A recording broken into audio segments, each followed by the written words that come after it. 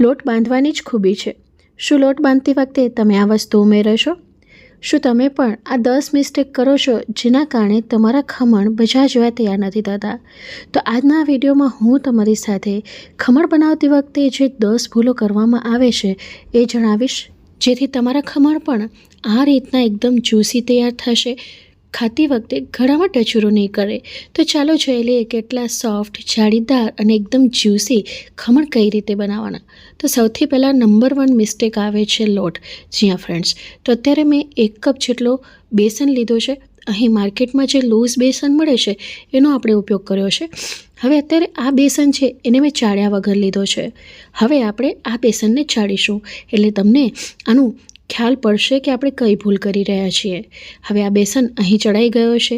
અત્યારે તમારી સામે જ મેં 1 કપ જેટલો બેસન લીધો છે। બેસનને જ્યારે ચાળ્યા વગર લઈએ છીએ ત્યારે એની ક્વોન્ટિટી વધારે હોય છે, પણ જ્યારે આપણે બેસનને ચાળીએ છીએ ત્યારે એનામાં હવા ભરાય છે અને એના થકી બેસનની ક્વોન્ટિટીમાં પણ ફરક પડે છે। તો ખમણ બનાવતી વખતે જે સૌથી અગત્યનું કામ છે એ બધા ઇન્ગ્રેડિયન્ટનું માપ પ્રોપર લેવું। જો પ્રોપર માપ નહીં લો તો તમારા ખમણ ક્યારે પણ સારા નહીં બને। આ ખમણ મારા દરેક વખતે આવા જ પરફેક્ટ ટેસ્ટ સાથે બને છે અને આજ પછી તમારા ખમણ પણ આવા પરફેક્ટ જ બનશે। રાતના નીંદરમાંથી ઉઠાડીને પણ કોઈ પણ ખમણની રેસીપી પૂછશે ને તો તમે કડકડાટ કહી દેશો। જી હા ફ્રેન્ડ્સ, હવે બેસનને ચાળી લીધા બાદ આપણે લોટને પાછો ભરીશું। અહીં તમે જોજો કે હવે કેટલો ડિફરન્સ આવે છે માપ લેતી વખતે। જોઈ શકો છો એકદમ તમારી સામે જ દબાવીને મેં અહીંયા બેસન ભર્યું છે।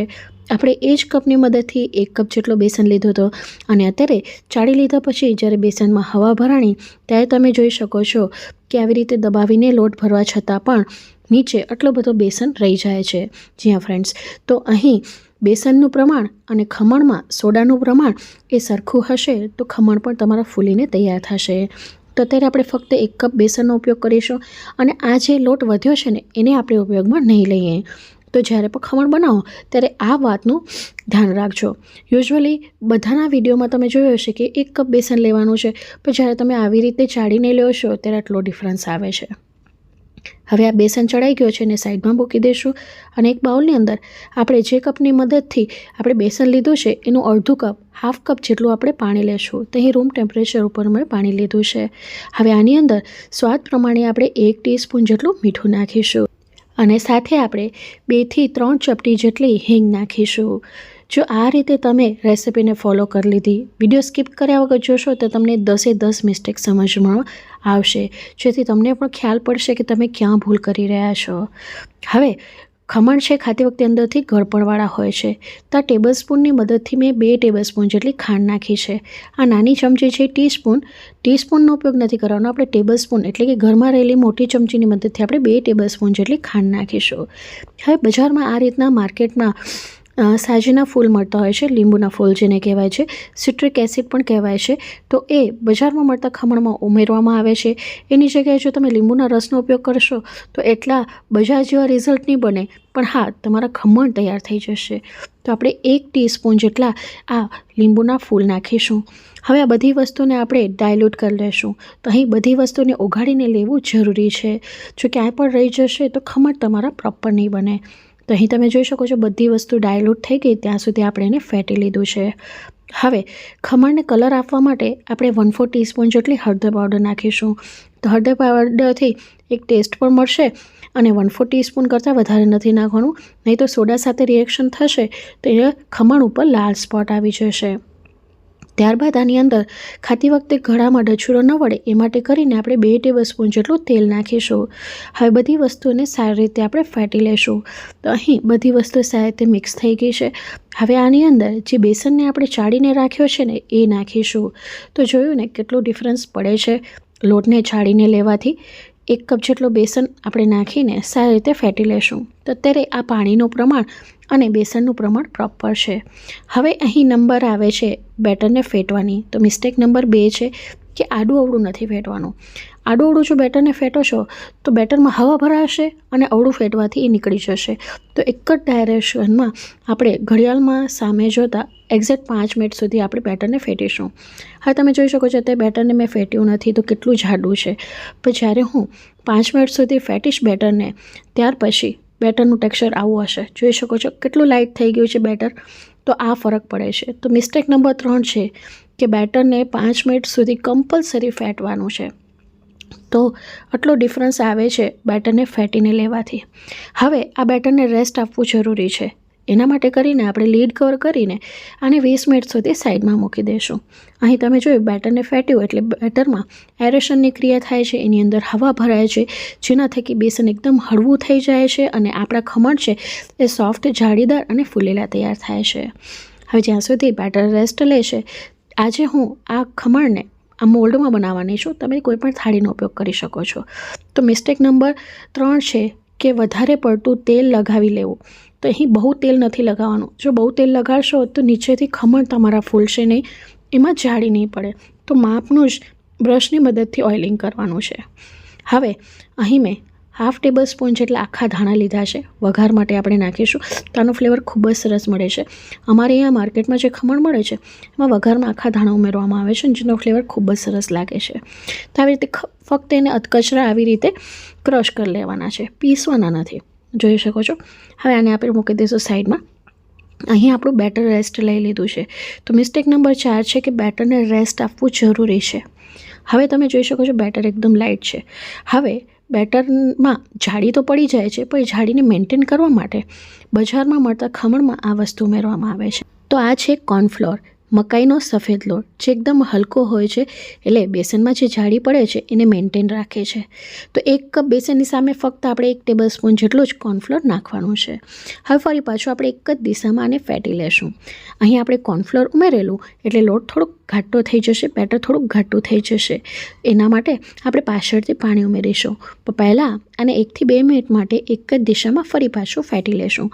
તો જોઈ શકો છો બેટરને રેસ્ટ આપ્યું અને બેટરને આપણે ફેટીને લીધું છે. તો બેટર કેટલું હલકું તૈયાર થયું છે. પ્રોપર માપ છે 1 કપ બેસન, અડધો કપ પાણીને 1 ટેબલ સ્પૂન જેટલું આપણે કોર્નફ્લોર નાખવાનું છે. હવે બાજુમાં મેં સ્ટીમર ગરમ કરવા માટે મૂકી દીધું છે. તો સ્ટીમર પ્રોપર ગરમ હોવું જરૂરી છે.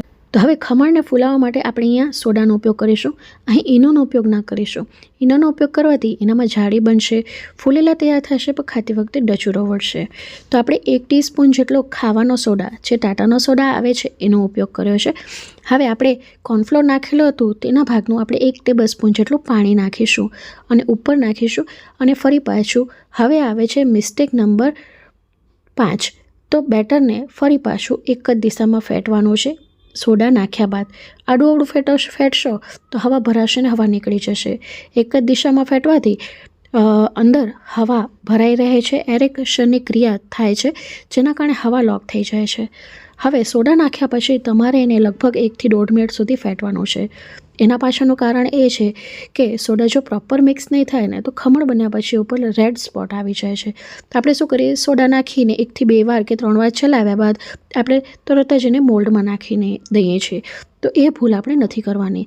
તો અહીં તમે જોઈ શકો છો કે 1 થી 1.5 મિનિટ બાદ ફેટ્યા બાદ એ કેટલા જાગદાર, ફીણદાર આપણું બેટર તૈયાર થઈ ગયું છે. હવે જે મોલ્ડને ગ્રીસ કરીને રાખ્યું હતું એની અંદર બેટરને પોર કરી દઈશું. હવે આવે છે મિસ્ટેક નંબર 6 કે બેટરને નાખ્યા પછી આપણે એને થપથપાવતા હોઈએ છીએ.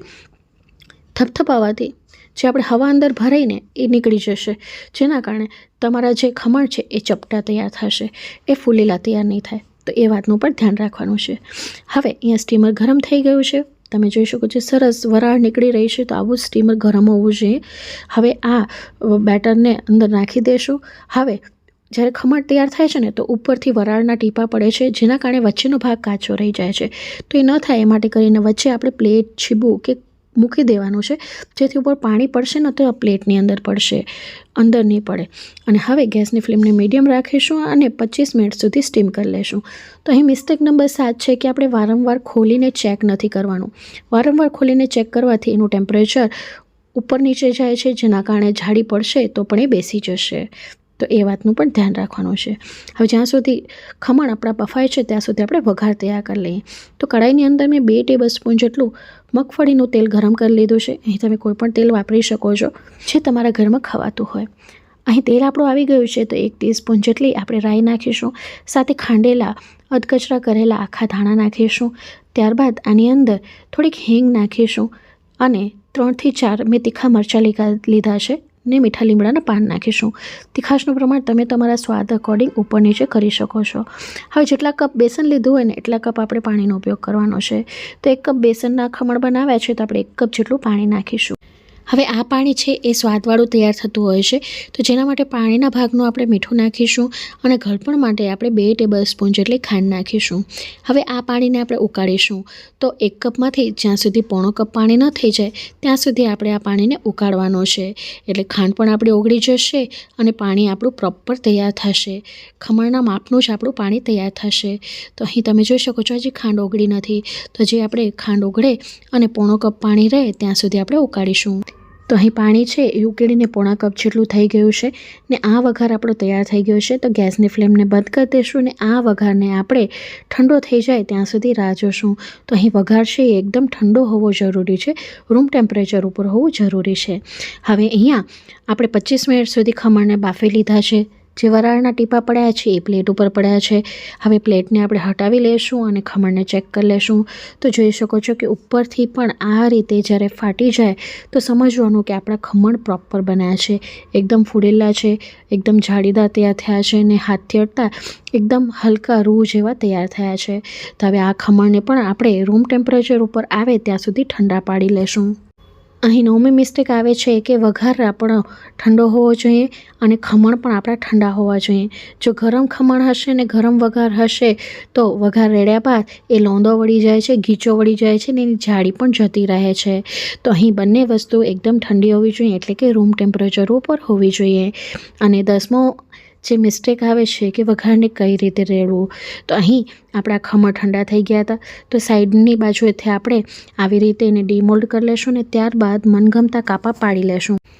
તો અહીં તમે જોઈ શકો છો કે મનગમતા સાઇઝના આપણે કાપા પાડી લીધા છે. એકદમ બજાર કરતાં પણ જોરદાર ખમણ આપણા તૈયાર થશે અને આ માપ ફોલો કરશો તો તમારા ખમણ પણ આ રીતના તૈયાર થશે. હવે આ ખમણને આપણે કાઢી લેશું. તો અહીં તમે જોઈ શકો છો એકદમ રૂ જેવા હલકા જાળીદાર ફ્લફી આપણા આ ખમણ તૈયાર થયા છે, જેને હાથની મદદથી દબાવતા એ પોતાના પાછા શેપમાં આવી જાય છે. એટલે તમે જોઈ શકો છો કે કેટલા સોફ્ટ તૈયાર થયા છે, એકદમ જાળીદાર તૈયાર થયા છે. હવે વઘારને કઈ રીતે રેડવું. તો ખમણને જે નીચેની સાઈડ છે એ સાઈડ ઉપર રાખવાની અને ઉપરની સાઈડ છે નીચે રાખવાની. એનું કારણ પણ તમને જણાવું. જુઓ, આ 2 ખમણ છે એની જે સાઈડ ઉપરની હતી એમ જ રાખી છે. જ્યારે આવી રીતે વઘાર રેડશું તો વઘાર નીચે પડી જશે, ખમણ પીશે નહીં.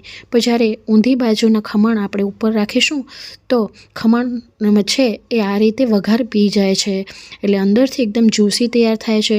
જો ખમણ પ્રોપર વઘાર પીશે તો જ ગળામાં ડચુરો નહીં વળે. તો આ મિસ્ટેક નંબર 10 છે.